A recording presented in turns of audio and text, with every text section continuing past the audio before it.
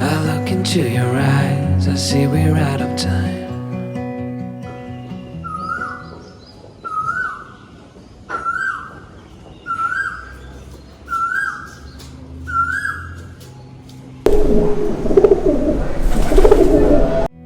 I guess no one's to blame, nobody crossed the line. I guess we couldn't see, somehow we couldn't feel. Good morning everyone, এখন বেজেছে 8:30। আমরা এখন দাঁড়িয়ে আছি রাজবাড়ির বারান্দায়। আমি সৌরভকে বলছিলাম যে এই প্যাটার্নে দেখো বারান্দায় রোদ্দুরটা এসে পড়েছে, এটা কিন্তু অনেক সিনেমায় দেখা হয়, খুব ফটোজেনিক এই প্যাটার্নটা। তো আমরা না কালকে অনেক কিছু সার্চ করলাম মানে এই রাজবাড়ি নিয়ে, কারণ কোথাও গেলে এই জিনিসটা আমাদের খুব ভালো লাগে যে একটু হিস্ট্রিটা জানি। আর আসার আগে হিস্ট্রিটা জানার বা পড়ার সময় হয়, তো কালকে রাত্রেই সময় ছিল আর পড়ে জানলাম যে এই রাজবাড়িটা মণ্ডলদের রাজবাড়ি বলে খুব পপুলার ছিল। আর মণ্ডলরা বেসিক্যালি পপুলার ছিল বিকজ এই এরিয়াতে না ওরা অনেক মন্দির তৈরি করেছে। আমরা আস্তে আস্তে দেখেছি একটা মন্দির। আর এই রাজবাড়িটা 1947 মানে আমাদের স্বাধীনতার পর থেকে না পুরো ভগ্নস্তূপ অবস্থাতেই পড়েছিল 2006 অবধি, বিকজ জমিদারি প্রথা উচ্ছেদ হয় আমাদের দেশ থেকে স্বাধীনতার পর। আর এই পরিবারের সদস্যরাও যে যার নিজের জীবিকার সন্ধানে বেরিয়ে পড়ে, তো এই রাজবাড়িটা কিন্তু খালিই পড়েছিল। 2006 সালে বিজনেসম্যান অজয় রাওয়াল এই প্রপার্টিটাকে অ্যাকোয়ার করেন। আর ওনার না 2 বছর সময় লেগে গেছিলো শুধু এই প্রপার্টিটার শরিক খুঁজে বার করে নিজের নামে ট্রান্সফার করতে। তারপর তো দেখতেই পাচ্ছ তোমরা এই লাক্সারিয়াস হোটেলটা উনি তৈরি করেন এই বিরাট প্রপার্টিটার ওপর। কালকে তোমাদেরকে বলেছিলাম যে আজকের ব্লগে তোমাদেরকে ডিটেলসে বলে দেবো যে তোমরা বাওয়ালি রাজবাড়ি কীভাবে আসবে বা টেরিফ কীরকম বা খাওয়ার চার্জেস কীরকম আছে। তো এখন আমরা যাচ্ছি পুল সাইডে, কালকে পুল সাইডটা ঘোরা হয়নি, তো চলো ওখানে গিয়ে আবার আলোচনা করছি।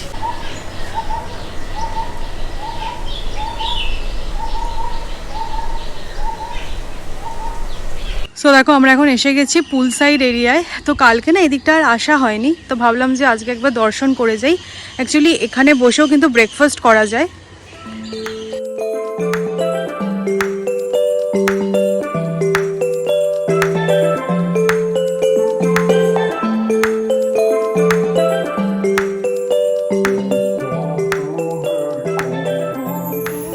আমরা সব প্রপার্টিতে যাই আর এই সুন্দর সুন্দর পুল সাইডে এসে ছবি টবি তুলি, বুঝলে তো। আর কিছু আমরা করতে পারি না, কারণ আমরা দুজনে কেউই সাঁতার পারি না। যদিও এই যা ডেপথ তাতে ডুবে যাবো বলে মনে হয় না, কিন্তু যেহেতু সাঁতার পারি না একটু ভয় ভয়ই লাগে। একটা জিনিস জীবনে শেখা হয়নি, সেটা হচ্ছে গিয়ে সাঁতার, আর সেটা হবেও না। বাওয়ালি রাজবাড়ির নিয়ারেস্ট রেলওয়ে স্টেশন হচ্ছে গিয়ে বজবজ। তোমরা যদি পাবলিক ট্রান্সপোর্টে আসবো মনে করো তাহলে বজবজ স্টেশনে নেমে প্রাইভেট ট্যাক্সি বা অটো পেয়ে যাবে, সেখান থেকে আসতে পারো। আর বাওয়ালি রাজবাড়ি কিন্তু well connected by road. Private কারে যদি তোমরা আসো তাহলে কিন্তু কোনো প্রবলেম হওয়ার সম্ভাবনাই নেই। কলকাতা থেকে ইটস অ্যারাউন্ড 35 to 40 কিলোমিটার। আমি তোমাদের ট্যারিফটা সম্পর্কে একবার বলে দিই। মেন রাজবাড়ির বিল্ডিং কিন্তু 3 রকমের সুইট আছে। একটা হচ্ছে ক্লাসিক সুইট, একটা জমিনদারি সুইট যেটাতে আমরা আছি, আর একটা হচ্ছে রয়্যাল সুইট। তো ক্লাসিক সুইটস আর রেঞ্জটা ভ্যারি করে অ্যারাউন্ড 5 থেকে 7,000, জমিনদারি সুইটস অ্যারাউন্ড 7 থেকে 9,000, আর এটা রয়্যাল সেটা অবশ্যই একটু বেশি তো হবে, 11 থেকে 13,000।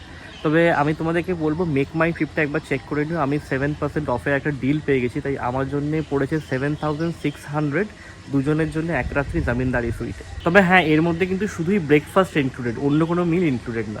সত্যি কথা বলতে এমনি সবই খুব ভালো, প্রপার্টিটা তো জাস্ট ওয়াও। আমি তোমাদেরকে অবশ্যই বলবো যে তোমরা একবার হলেও এখানে ভিজিট করো। তবে এটা মাথায় রেখে আসবে যে খাবারের কস্টিং কিন্তু একটু বেশি, অ্যাটলিস্ট আমার তো এটা মনে হয়েছে। কারণ কালকে আমরা জমিনদারি থালি নিয়েছিলাম, ওটার চার্জেস ছিল 1,500 টাকা প্লাস ট্যাক্সেস, তো সেটা আমার একটু বেশি মনে হয়েছে। প্লাস ধরো যে সমস্ত আইটেমগুলো ছিল সেগুলো 800-850 টাকার মানে নিচে কিছু নেই, তো এইগুলো আমার একটুখানি বেশি মনে হয়েছে। কালকে সন্ধ্যেবেলা আমরা ভাবলাম যে ঘটি গরম নিই, কিন্তু ঘটি গরমের দাম ছিল 250 টাকা, আর 4 পিস রুটি 250 টাকা। তো এইগুলো একটু কস্টলি মনে হয়েছে। যেহেতু এটা 3 স্টার প্রপার্টি, তো সেই দিক থেকে কনসিডার করতে পারো। বাট এর আগেও আমরা অন্য 3 স্টার বা 5 স্টারে থেকেছি, এতটা চার্জেস কিন্তু মনে হয়নি। আশা করি আমি সমস্ত ইনফরমেশন শেয়ার করতে পেরেছি। আমার মনে হয় কোথাও যখনই আমরা ঘুরতে যাই না কেন, তোমাদের সাথে যদি ছোটোখাটো ইনফরমেশনগুলো আমি শেয়ার করি, তোমরা যদি কোনোদিনও প্ল্যান করো যে বাওয়ালি রাজবাড়ি আসবে, তোমাদের একটু হলেও হেল্প হয়ে যাবে, বা আমার এই কথাগুলো শোনার পরে হয়তো তোমরা প্ল্যান করতে পারো, তাই জন্য ইনফরমেশন শেয়ার করা। তো আমার কি মনে হয় বলতো, একদম পার্সোনালি বলছি, নিজেকে একদিন একটু রয়্যাল ফিল করানো বা একদিন এসে একটু স্টেকেশন একটু নিরিবিলিতে থাকলে খারাপ নয়। আর আমি তো তোমাদেরকে বললাম যে রুম টেরিফ যা আছে সেগুলো একদম পারফেক্ট, কারণ রুমগুলো ভীষণ সুন্দর, কিন্তু খাওয়া দাওয়া চার্জেসটা আমার একটু বেশি মনে হয়েছে। আদারওয়াইজ কিন্তু প্রপার্টিটা ওয়াও। এই উড কার্ভিংটা দেখো কি অপূর্ব, এটা মনে হচ্ছে একটা সিঙ্গেল বাঘ থেকে বানানো, হাতি আর তার শাবক, অসাধারণ বানিয়েছে, যেই বানিয়ে থাকুক না কেন। আজকে আমার ড্রেস যেমন তেমন, শুধু স্যারের ড্রেসটা দেখো কি মাঞ্জা দিয়েছে। 5 বছর আগে আজকের দিন আমি একজনের ভাত কাপড়ের দায়িত্ব নিয়েছিলাম, কিন্তু আমার ভাত কাপড়ের দায়িত্বটা কেউ নেয়নি, তাই নিজেরটা নিজে বুঝে নিতে হচ্ছে, একটু ছেড়ে বুঝে নিয়েছি আজকে। চলো, ভাল লাগছে। আমরা এখন যাচ্ছি ব্রেকফাস্ট করতে। নতুন পাঞ্জাবি পরে নিয়েছি, দুজনেই ভালোই ভালো নিয়ে নিয়েছি। হ্যাঁ, আমিও দেখো এই চিকন কড়িটা পরেছি। চলো যাওয়া যাক। আমি ক্যামেরাটা রেখে দিয়েছি, এই গদাটা নিয়ে যেতে পারি। Morning ma'am. Good morning.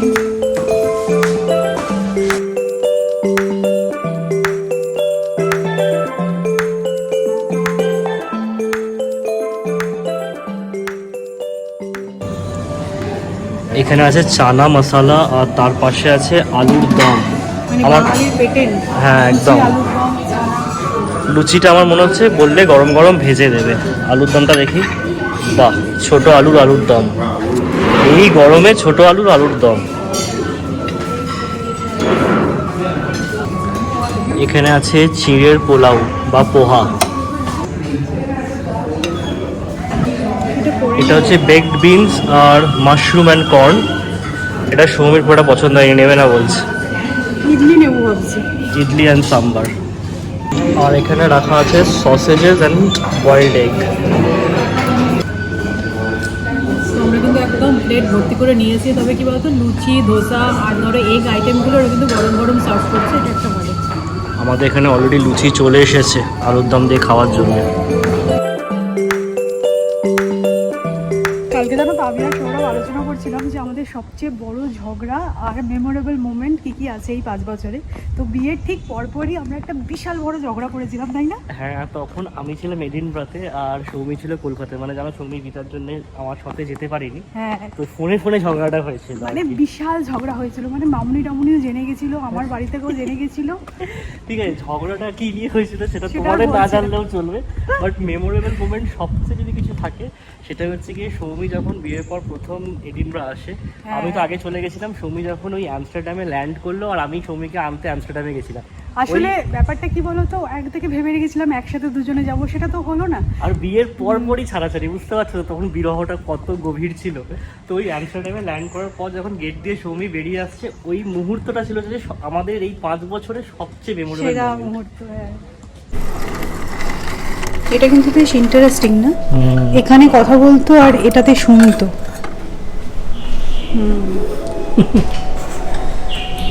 একদিনের এরকম জমিদারিনী হয়ে কেমন লাগলো তোমার? দেখো, নিজে জমিদার হওয়া আর জমিদার ভাবার মধ্যে কিন্তু ডিফারেন্স আছে, তাই না? হ্যাঁ, অবশ্যই তাই। সেরকম যেরকম রাখতে পারে সেরকমই আমার লেগেছে। আর 1 ঘন্টা পরে আবার চলে যেতে হবে, সমস্ত কিছু ত্যাগ করে ঠিক হয়ে যাবো আবার। এই সাম্রাজ্য ত্যাগ করে চলে যেতে হবে আমাদেরকে আর 1 ঘন্টা পরেই।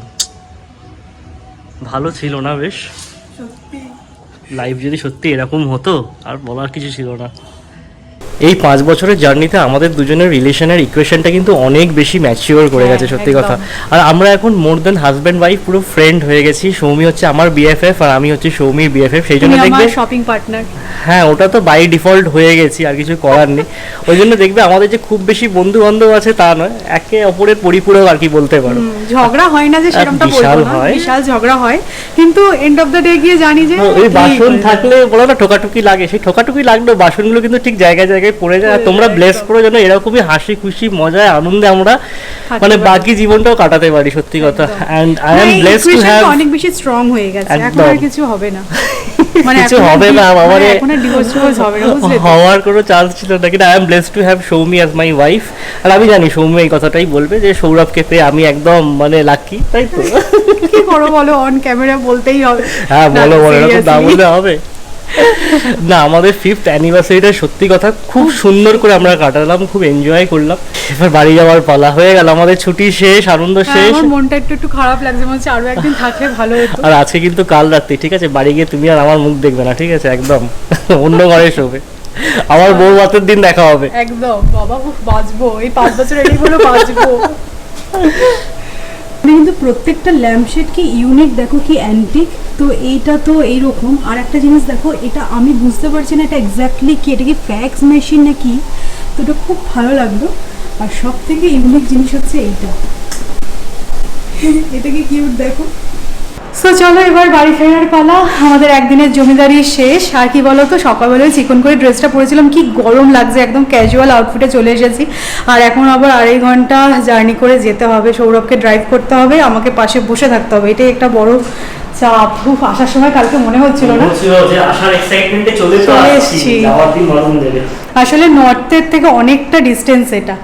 আর কি এখানে চেক ইন টাইম হচ্ছে দুপুর 2টো, কিন্তু চেক আউট টাইম দুপুর 12টা। তখন 12টা বাজতে 5 বেজেছে, আমরা রুম ছেড়ে দিচ্ছি। আবার কমন ম্যান হয়ে গেছে আম আদমি। চলো চলো চলো।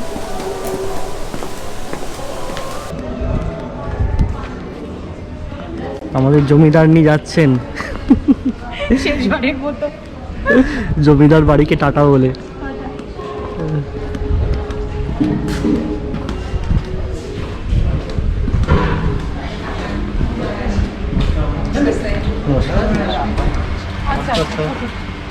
সেদিনকে তোমাদেরকে বলেছিলাম মনে আছে, আমাকে একটার সময় নিয়ে গেল, গাড়ি ওয়াশ হবে বাওয়ালি রাজবাড়ি আসার আগে।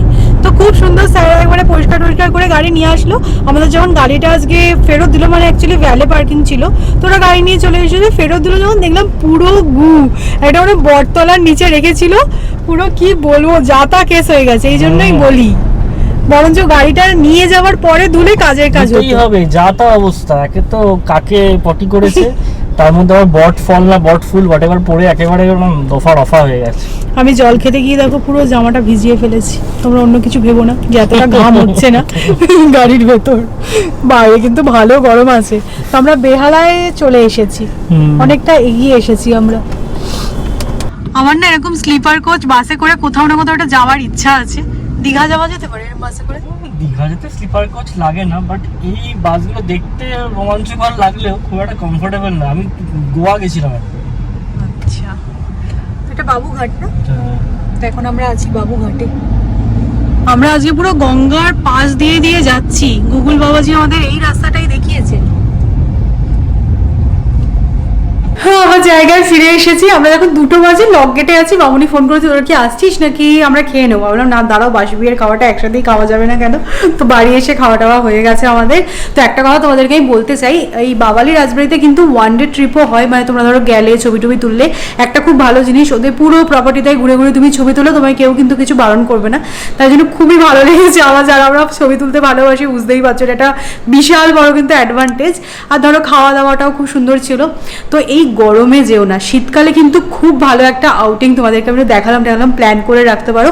আর যারা মনে করছে কোনো স্পেশাল ডে সেলিব্রেট করবে, গরমে যেতে চাও, মানে কিছু করার নেই, আমাদের স্পেশাল ডে সেলিব্রেট করতে এই দিনে আমাদের যেতেই হতো, কিন্তু যথেষ্ট গরম। বাইরে বেরিয়ে যেটুখানি এক্সপ্লোর করবে, ভালো ভালো ছবি তুলবে, আমরা অতটা পারিনি, কারণ বাইরে বেরোলেই পুরো গায়ে ফোসকা পড়ছে। আজকে তো মোটামুটি ফিলস লাইক 50 ভাবা যায় বলো। বৃষ্টি আর হচ্ছে না, বলছে নাকি শনিবার থেকে বৃষ্টি। যা আকাশের অবস্থায় বুঝছি তাতে তো সম্ভাবনা নেই। হ্যাঁ সত্যি উঠি নামবে, আমি দেখছিলাম ফেসবুক ভরে গেছে। তো যাই হোক, এখন একটু রেস্ট নিতে হবে। আমাদের প্রো ড্রাইভার পুরো একদম ক্লান্ত হয়ে পড়েছে। 2.5 ঘন্টার ড্রাইভিংটাও খুবই মানে প্যাথেটিক ছিল আমি বলবো। সরু সরু রাস্তা। যাই হোক, তোমার কিন্তু অনেক রকমের প্র্যাকটিস হচ্ছে বলো, প্রো হয়ে যাচ্ছি। চল একটুখানি রেস্ট নিই, বিকেলবেলা তোমাদের সাথে আবার দেখা হচ্ছে। আমি এখানে চা বানাতে এসেছি, আর পাশে বৌদি ছাদ থেকে বলছে যে বৃষ্টি হচ্ছে। আমি না একদম মানে এক্সাইটেড হয়ে গেছি, বৃষ্টি কিরম দেখতে দেখতে চলে এসেছি। এক্সাইটমেন্ট তো বিশ্বাস হয়নি যে সত্যি বৃষ্টি পড়তে পারে। এটা বৃষ্টি সত্যিকারের হচ্ছে সেটা আমি বুঝেছি বৃষ্টি হলে কি রকম লাগে। অল্প অল্প হচ্ছে 2-4 ফোঁটা, বাট সেটাও বিশ্বাস হচ্ছে না আমাদের। দাঁড়া, পড়ছে পড়ছে 1-2 ফোঁটা পড়ছে না। আয় আয় মামনি বলছে আওয়াজ হচ্ছে, একটু আয় বাবা একটু। সবাই এক্সাইটেড হয়ে গেছে।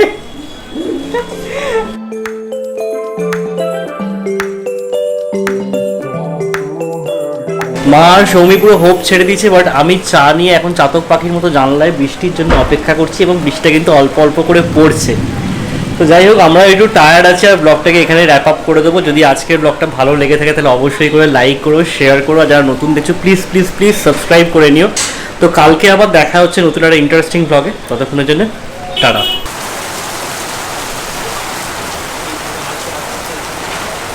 I know I should have done